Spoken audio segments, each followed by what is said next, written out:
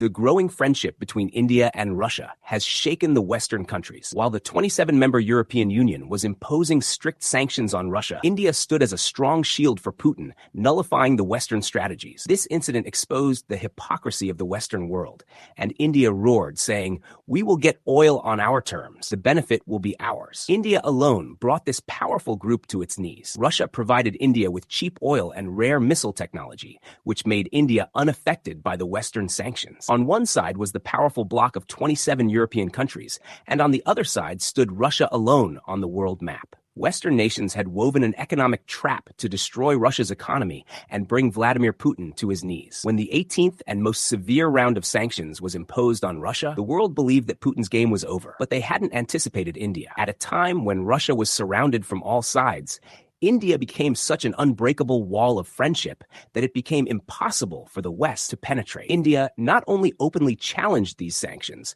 but also exposed the double standards of the Western nations in front of the entire world. This is not just a story about buying oil from Russia. This is the story of a rising India filled with new confidence, which now talks to the world on its own terms. This is the story of diplomatic brilliance, in which India proved that it is no longer just a spectator, but a decisive player. The European Union, a powerful group of 27 countries, announced its 18th package of sanctions against Russia. This was no ordinary package. It was a calculated plot to break Russia's economic backbone. Its main target was Russia's oil exports, which are its biggest source of revenue, and the same money was funding its war with Ukraine. The most dangerous provision in this package was a new moving price cap on Russian crude oil. This meant Russia would be forced to sell its oil at 15% lower than the global market price, reducing its income. Additionally, the EU targeted Russia's energy sector, its aging oil tankers, and even the officials of its military intelligence service. They even tried to drag India into this conspiracy when they added the Vadinar refinery, owned by Russia's Rosneft company based in India, to their sanctions list. This was a multi-pronged attack aimed at economically paralyzing Russia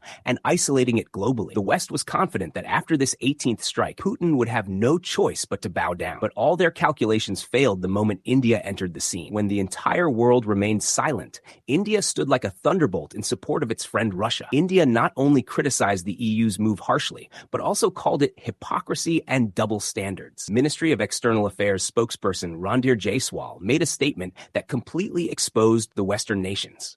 He clearly said that India does not support any kind of unilateral sanctions, and that double standards in energy trade are unacceptable. His top and primary priority is to ensure energy security for Indian citizens. This wasn't just a statement. It was a tight slap on the face of Western countries. India held up a mirror, stating that they themselves continue to buy gas and oil from Russia while pressuring other nations to follow sanctions. India presented facts to the world. Countries like Spain and Belgium are among the top buyers of Russian LNG. When they are doing business with Russia, they have no right to lecture India on ethics. India's stand directly questions the policies of those Western countries who bend and twist rules as per their convenience. India made it clear that it is no longer a nation that bows down to Western pressure. India has sent out the message loud and clear. Its foreign policy will be determined by national interests, not external threats. Now the question arises, why does India buying oil from Russia hurt the US and the EU so much? Why does it burn them from inside? Their claim is that the money India pays Russia for oil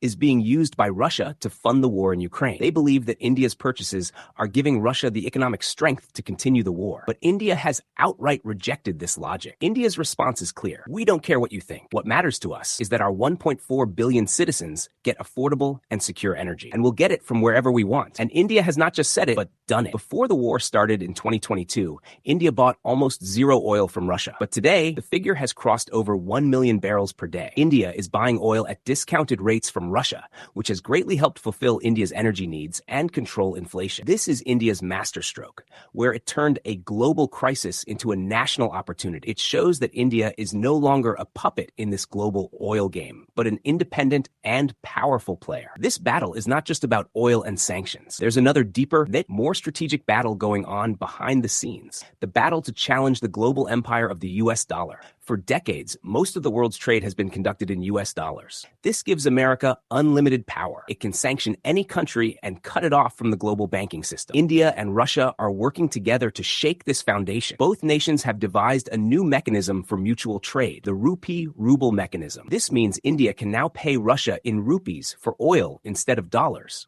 and Russia can use rubles to buy goods from India. This is a revolutionary move, a secret weapon to bypass the Western banking system. It not only reduces India's dependence on the dollar, but also makes American sanctions ineffective. It's a silent economic rebellion that presents a huge challenge to the dominance of the dollar. This is a major milestone toward making India self-reliant, not just in energy, but also economically. It proves that India's vision isn't limited to short-term gains, but is aimed at long-term strategic autonomy. Today's India is not a country confined to any single bloc. It is running its foreign policy in a multi-dimensional manner that has left even top global diplomats puzzled. Look at India's finesse. On one side, it stands firmly as Russia's most trusted friend, and on the other, it is signing its biggest defense deals with America. On one side, it is buying the S-400 defense system and cheap oil from Russia, and on the other, it is buying Rafale fighter jets from France and drones from the US. This is India's new arrow-to-arrow, target-to-target strategy. India has made it clear to the world that its relationship with one country will not affect its relationship with another. It will do only what serves its national interests. India's position is not just about standing with Russia.